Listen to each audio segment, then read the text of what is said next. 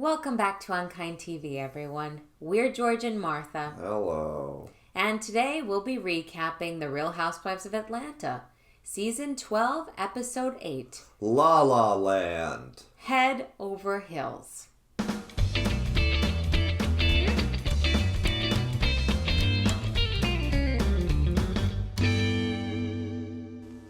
This episode was like one really long, annoying Facebook engagement video. Uh-huh.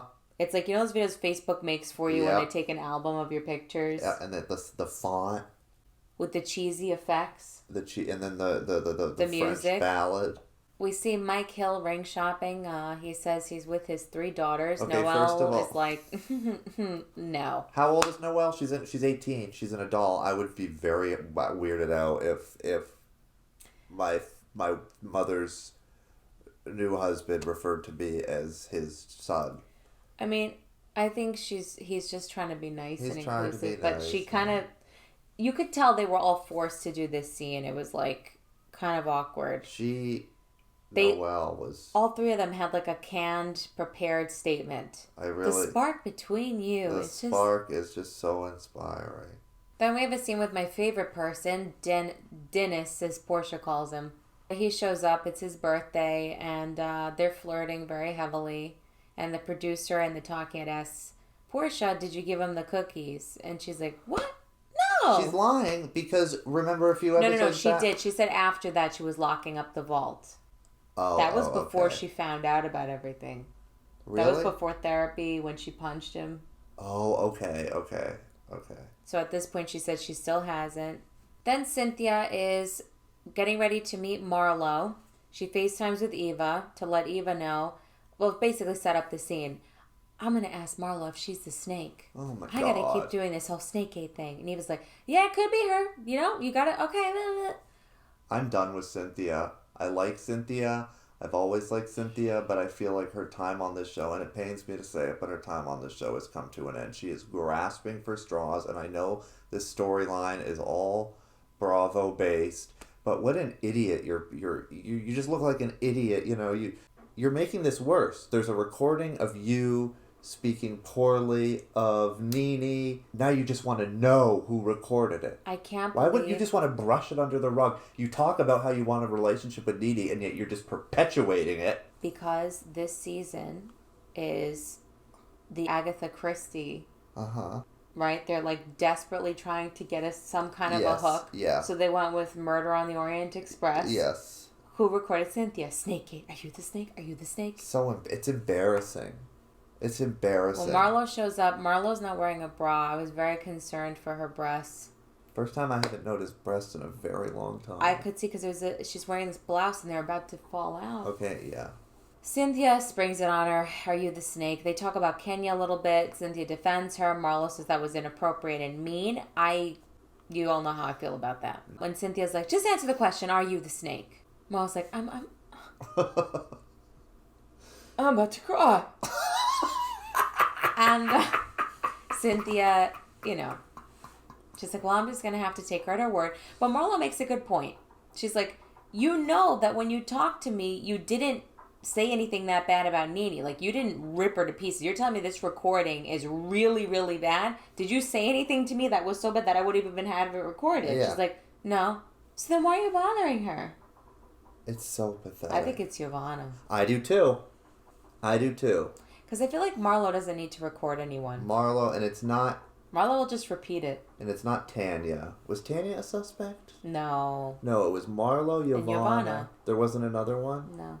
Oh, well, no. And we said Bravo. And Bravo. Giovanna. It's definitely Giovanna. Todd and Kandi are visiting the property where he's going to start his Mexican restaurant, and Candy's making fun of him. She's like, he wants to go with Ole-G. You know, like OLG, but Ole-G? She's kind of dismissive of his business ideas. I get it because he kind of is like Mr. like doesn't follow through on anything. But I think watching it back, she would probably say, ooh. She's a little dismissive of him. She's like, oh, your OLG breakfast. And I really like Todd. The beard kind of creeps me out, but... and he's always high. Yeah, he is. He looks like he's always just smoked. Yeah, I don't like being around stoners. So maybe I wouldn't enjoy my time with Todd. Doesn't he kind of always look like he just smoked a bowl? Yeah. I mean, I probably would have to do that if I were going to be on the show. She does mention the recession, which I thought... That was a valid point. Yes. She said they're talking about a recession. He's like, you're scaring me. But then she says, like, you know, don't try to tell me what to do. I'm the businesswoman. And I think, I'm not positive, but I feel like when they got together, she was the breadwinner. She was, and people were saying he was using her. And he was using her. Oh, that's right. Her mom. Yeah. Her mom was furious. So now I feel like she's comfortable in the role. I don't want to say she's, like, threatened necessarily, but I think she's just used to being the businesswoman. It might be more of, like, a subconscious thing. Yeah, and she says, like, I have survived a recession, so don't tell me. She did. And on top of it, they're having a second child together. You know? So that probably adds to the stress of it. It's also stressful for her that she thinks Todd has a problem with his daughter. So she's worried now that they're having a girl. Is he going to be... Yes, I didn't even think of that. Yeah, she's been saying that. She's like, he's really good with Ace. Okay, we're at the wine cellar launch party. Everybody's pretending they don't know this is when Mike Hill is going to propose. Marlo shows up. Marlo comes with a card. And she makes Cynthia read it out loud. And it's from Nene. It's like, you and I have always been friends. And I'll always support you. And I'm so proud of you. It's very sweet. Cynthia kind of is not buying it. She isn't? I didn't think so. And then Kenya shows up. Kenya takes the card and she goes, oh, I have to read this as Nene. Let me read it as Nene. But it turns into Lisa Vanderpump. I've always supported you, Kyle. That's what it sounded like. Well, I don't know what this impression was. And they're like, okay, that's enough, Kenya. And she thinks she's so funny. Yeah. I mean, she does make me laugh, but it was just but so... For different reasons. And then Kenya, knowing full well what's about to happen, I feel like Mike's about to propose to you. I have a feeling. Oh, you have a feeling? Kenya's marriage is horrible. As we learn, she didn't get any of this romance and a show. She's with this narcissistic, mean guy who's very severe with her, and she's jealous. And it's like a little kid that wants to burst your bubble. Yeah. Cynthia obviously knows I exactly know. what's going She's on. like, oh, I didn't even think of that. Oh, you didn't? No. You didn't? You haven't spent the whole season thinking every waking moment about when Mike Hill's going to propose. This is a perfect opportunity. You planned this event, basically, for the proposal. She gets her proposal. So cheesy. Now, the ring box with the light in it, that's like a common thing now, you said. Yeah. I don't know how I feel about it. I don't like it. I find it very tacky. Yeah, it's a little much for me. Look at your ring with your light in the box. Oh. You and I had the same thought. Because Kandi says, I'm so proud of Cynthia. You know, she sticks with something and she makes it happen. And it's a dig at Todd.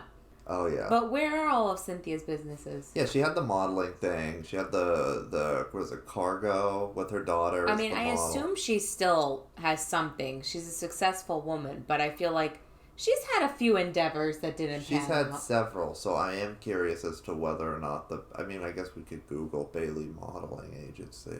So in my opinion, the episode should have started here. This is great. And ended after this scene. This was so amazing. And that... Pure theater. Marc and Kenya. Sad, sad, sad. It's George and Martha. It really is. It's Who's Afraid of Virginia Woolf. So... if you haven't seen that play and you're not familiar, go on YouTube, look up Who's Afraid of Virginia Woolf, Elizabeth Taylor. Or you can listen to the audio. They'd have to listen to the whole play. I'm assuming on YouTube they have like the best clips from the film. Yeah. So that if you haven't seen it, you'll know why we're saying it. It's Elizabeth Taylor's best performance. They'll be able to see why we're calling Marc and Kenya. Yeah, and why we're calling each our other. namesake. Our namesake. Or just read the play. You should read the play, but I mean, people like movies. I keep it next to me. I hold it near and dear. Marc and Kenya are going on a triple date with Mike Hill and Cynthia and Kandi and Todd. I can't think of a nicer time. So they're driving. We've got the camera in the car. Uh-huh. You know, Cynthia got proposed to last night. Like, they're official now. Good for her. This car, I summoned the car. Oh, well, There's an app. Summon it to New York. It doesn't corner that well. Like, it doesn't really turn. Alright, well then it's not really a self-driving car if it doesn't... Yes, it is. Turn. Okay. I've never seen something like this. Okay, so he's a dick. He hates her. He hates her, and I put myself in his shoes, and I would probably be behaving very similarly. I know that's not great of me to say, but when I'm just thinking, when I'm around someone who drives me crazy, or if I'm in a bad mood, yeah, and I just don't want to be around anybody, but I'm forced to, that's exactly how I behave. I zone out. He has a lisp. That's not... It's kind of funny that he's like this domineering asshole, because I would just laugh at him. I wouldn't be able to take him seriously. He has a lisp, and I wouldn't have picked up on it, when Martha? He says the word respect. That's the funniest part. Do it. Yeah, he's like, I like Nene. She came home. She came up to me. She said hello. That's respect. RESPCT. I didn't notice the lisp because I was too distracted with the bizarre nose ring. It's a little bit like Mike Tyson. Mike Tyson. Except isn't Mike Tyson missing like a tooth? But he lisps. He lisps. No, he does, yeah. So it's just very hard to take these maniacs seriously when they open their mouths and then they sound like that. The nose ring upset me, A, because he doesn't strike me as somebody who would wear a nose ring. B, it's too high up. And C, I'm reminded of someone whom I actually really, really, really, really like, and I hope he's not watching this. It would break my heart, but he has because it's like Marc has like the little silver stud. Mm-hmm. You notice that? Well, my friend has a black one, so it just looks like a big black head on his nose. Why do you have it just looks so out of place for him. Yeah. Doesn't it? And it distracted me. Well, this scene is beyond awkward. Because, Mike is a really nice guy, Mike Hill. I do like him. Yeah, not the brightest light on the tree. Congratulations to Chill. Everybody be chill. We'll see how that goes. And, Todd and Kandi, they have their problems, but they're normal. And then you've got these two. Marc and Kandi spend the whole time taking jabs at each other. I love how they switch places, so they're on either end of the table. So it is a game of get the guests. They are doing this, right, across the whole room. Yeah. I want to do this with you. I want to go on, I hate parties, but I want to throw a party. What was my proposal? Go ahead, tell them. It's so romantic. Yeah, well, you showed up at my apartment at 3 a.m. I surprised you, sweetie. Well, it was, 3 a.m. I was asleep. It's not really much of a surprise. Such a dream. I don't know why you're giving me the attitude right now. I bought you a ring. Not an attitude, no. Yeah, I did. I got down on my knee and I said, "Who's official?" And He didn't get on his knee. Oh, I did. No. No, you didn't get on your knee. What did he say? Guess who's official? Yeah, guess it's official now. It just gets worse and worse. Then he goes, "Well, you told me, right?" She says, "The top most romantic days." He's like, "I was romantic at the wedding," and she goes, "Well, yeah." It was a dream day. I'd say second only to Miss America or Miss USA. He's like, well, that is a big deal, but where's Brooklyn? Somebody in the comment section on the first episode of the season that we recapped of Atlanta said she's going to be jealous. Or did you say that? She's going to be jealous of her daughter. A lot of people said that. And clearly they are on the nose. Well, she had told Marc, who's more important to you, Brooklyn or me? Yeah, that's right. They can't stand each other. Then they talk about the prenup situation. And she's like, I was a corporation at 18. I built a lot. And he's like, okay. And I helped you with more hair care. That was a mess. No, you didn't. No, you didn't. Yes, I did. That's what we do. You know what? You can take everything I have and I'll build it again. They're like looking at him like he's crazy. He is crazy. Take everything I have. I'll build it again. You tell me you want a prenup? That's not a marriage. I just had this vision. I bet he has a really ugly tattoo on his arm. Doesn't he strike you as someone with a really ugly tattoo? He strikes me as someone that may not actually be married to Kenya. That's the other thing I was thinking. Really? You wouldn't sign a prenup? He seems like he's a very, hungry businessman. I don't think he would just give it. He felt like Kenya's kind of implying she's the one who had more money. And that he would never sign a prenup. That's not true. But that's what she's making it sound like. Okay. Like, that's why he said prenup. I honestly feel like there's some validity to these theories that Kenya comes up with arrangements to help her storyline. that it'll be mutually beneficial to her and to the guy, which it is. It helps his business. He acts like he can't stand her, as though he is stuck in an arrangement. It really seems like that. He's been put on the map. What's the name of his restaurant here? Soko, is that it? Yeah, so we know his restaurant. I wouldn't put it past Kenya. I feel like... I think it is fake. I can't put my finger on it, but Kenya is a very sketchy individual. I think that they probably had a relationship, and then she said, let's just do this because it'll be good for both of us. Yes. And now he's like, what did I do? Oh my God. They have a kid. Yeah. And he obviously is very concerned about the kid. Because maybe he also realizes that she's crazy. But he's crazy. I know, but maybe he thinks that she's not capable of being a mother. Okay, well, if I had to pick a parent to leave that kid with, it would be Kenya. At least I could tell Kenya wants her to have a good upbringing. She was crying, saying, like, she didn't want the kid seeing his violence. Like, no, I would never want him around the kid. I know she's, like, damaged in her own way and scary as a parent, but, like... I think her heart's in the right place more so than this guy. This guy, it's like a possession and what are you doing to my control. Kid? What are you doing to my kid? I don't think you speed with my kid. Yeah. Kenya loves her. Seems like it's all Kenya has right now. That's it, guys. Thank you so much for watching. You know, when more stuff happens in the episodes, the recaps will be longer. But when they're like, I'm sorry, we weren't going to do a 45-minute video on this, like, hour-long...